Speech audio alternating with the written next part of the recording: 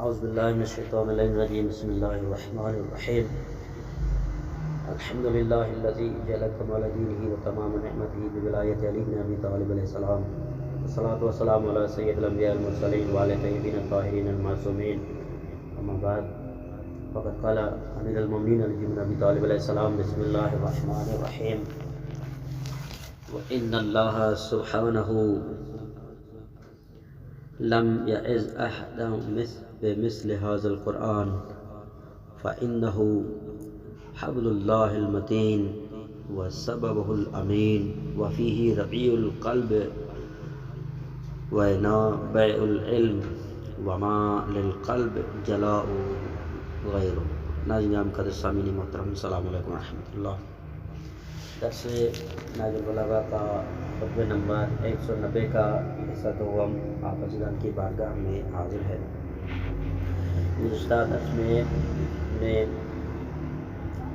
چند عرائض امیر المؤمنین کا جو قرآن کے حوالے سے بیان کیا تھا. آگے اس خطبے میں امیر المؤمنین فرماتے ہیں کہ اور جن لوگوں کو اللہ کی بھیجی ہوئی بلاؤں اور آزمائشوں سے خود اپنے تجربوں سے فائدہ نہ پہنچے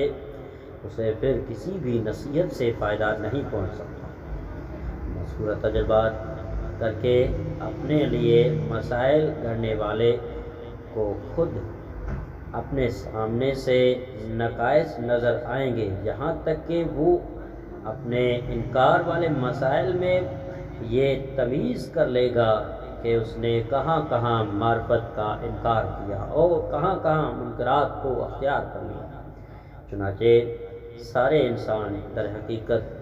دو مرد ہوتے ہیں، ایک وہ شریعت پر قدم بے قدم چل کر پیروی کرتا ہے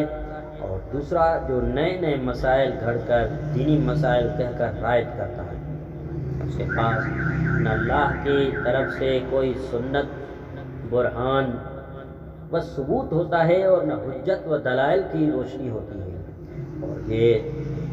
اور حق یہ ہے کہ اللہ نے کسی ایک امت کو بھی ایسی نصیحت نہیں کی ہے جو اس قرآن کے مثل کی نصیحت کی ہو. چنانچہ یہ قرآن اللہ کی مضبوط رسی ہے، اس کا امانت دار ذریعہ ہے اور قرآن میں ہی دلوں کے لیے بہاریں اور علوم کے سرچشمے ہیں، اور اس کے علاوہ کوئی چیز دلوں میں آب و تاب و جلا پیدا کرنے والی نہیں ہے. ادھر تو قرآن کی یہ خصوصیات ہیں، اگر قرآن کو سمجھنے اور یاد کرنے والے گزر کر ختم ہو گئے ہیں اور بھول جانے والے اور مغالطوں میں ڈالنے والے باقی رہ گئے ہیں. چنانچہ جب تم اچھائی اور خیر کو دیکھو تو اس میں اعانت اور مدد کیا کرو، اور جب تم برائی اور شر کو دیکھو تو اسے چھوڑ کر چل دیا کرو، اس لیے کہ رسول اللہ صلی اللہ علیہ وآلہ وسلم نے بھی فرمایا کہ اے اولاد آدم اچھے کام کیا کرو اور برائی کو دفع کر دیا کرو. اگر تم نے اس پر عمل کیا تو تم ہی نیک رفتار اور راست ہوگے. خبردار کہ ظلم 3 طرح کا ہوتا ہے. چنانچہ ایک وہ ظلم جو کسی صورت اور کبھی بخشا نہ جائے گا، دوسرا وہ ظلم جس کو انتقام لیے بغیر چھوڑا نہ جائے گا، تیسرا وہ ظلم ہوتا ہے جو معاف ہو جائے گا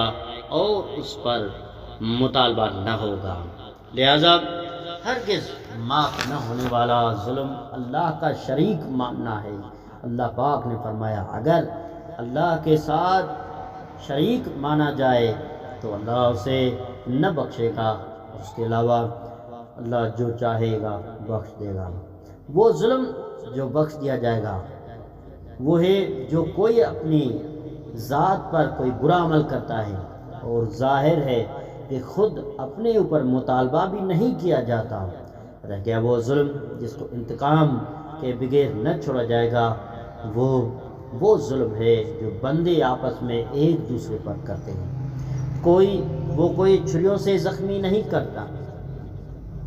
نہیں ہے اور نہ ہی کوڑوں سے مارنا ہے، لیکن وہ تو ایسا سخت عذاب ہے جو اس طرح کے تمام اذیت رسانیوں کو بہت کم اور چھوٹا کر دیتا ہے۔ تم لوگ دین خداوندی میں رنگ آمیز یوں اور رنگ بدلنے سے خبردار ہو جاؤ اور باز آ جاؤ۔ یقیناً اس جماعت کا حق پر مجتمع اور متفق و متحد ہو جانا جو تمہیں پسند نہیں ہے، اس سے بہتر ہے کہ جماعت میں تفرقہ پیدا ہو اور باطل راہوں میں تقسیم ہو جائے، اور تمہیں تفرقہ ہی پسند ہے۔ حق یہ ہے کہ اللہ پاک نے نہ گزشتہ لوگوں کو تفرقہ کی بنا پر کوئی بھلائی عطا کی اور نہ باقی بچے ہوئے لوگوں کو فرقہ واریت پر کوئی نیکی عطا کی۔ اے لوگوں، مبارکباد اس شخص کا حصہ ہے جو اپنے عیبوں کو سامنے رکھتے ہوئے دوسروں کے عیب تلاش کرنے اور اچھالنے سے باز رہتا ہے، اور وہ بھی قابل مبارکباد ہے جس نے اپنے گھر میں عزت نشینی خانہ نشینی لازم کر لی ہے، اپنی روٹی کھاتا ہے اور اپنے پروردگار کی اطاعت میں وقت گزارتا ہے اور اپنی خطاؤں پر روتا ہے، چنانچہ وہ صرف اپنی ذات کے اندر مشغول ہے اور باقی لوگ اس کی طرف سے چین سے ہیں۔ خطبہ نمبر 191۔ اس خطبے میں امیر المومنین نے صفات خداوندی کا نیا انداز بیان کیا ہے اور تشریح کا نیا انداز اور صفات رسول اور دنیا کا انسانوں سے سلوک اور نعمتوں کا چھن جانا تقدیر جبر نہیں اعمال کا نتیجہ ہوتا ہے اور نعمتیں واپس مل سکتی ہیں۔ آئیے خود میں چلتے ہیں۔ مولا فرماتے ہیں اللہ کو ایک کام کرنا دوسرے کسی کام کے کرنے سے نہیں روکتا، نہ ہی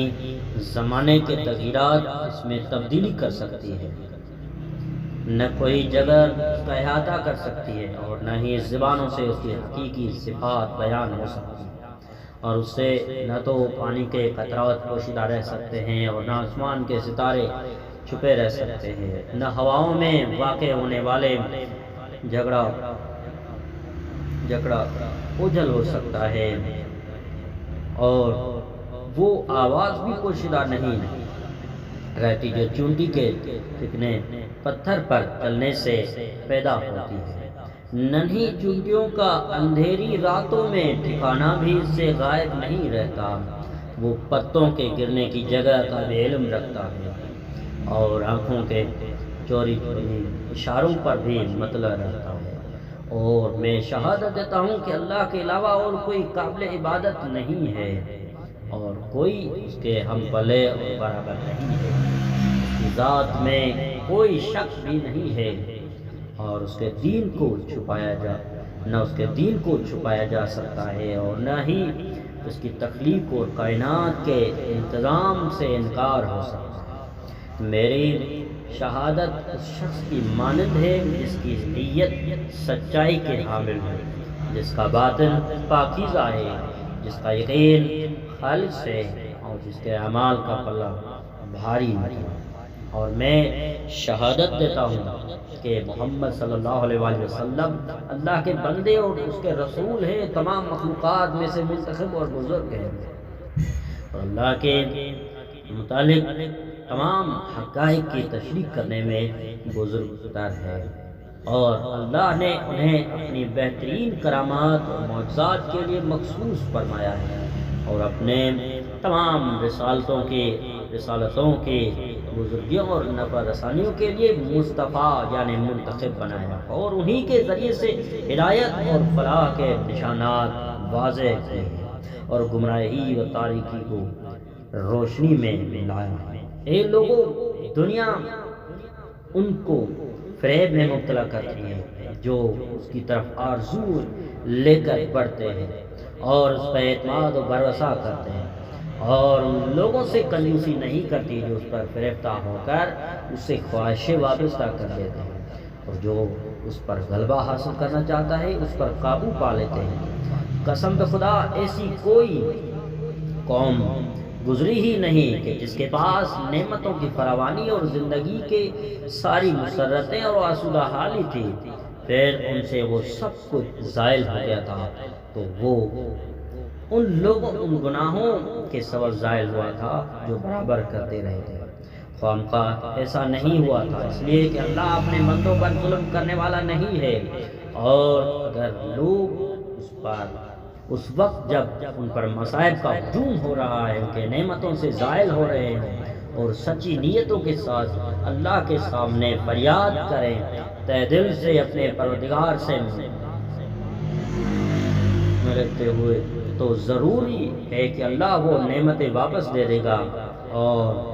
ان کے تمام بگڑے ہوئے کاموں کو سنوار دے گا۔ اور میں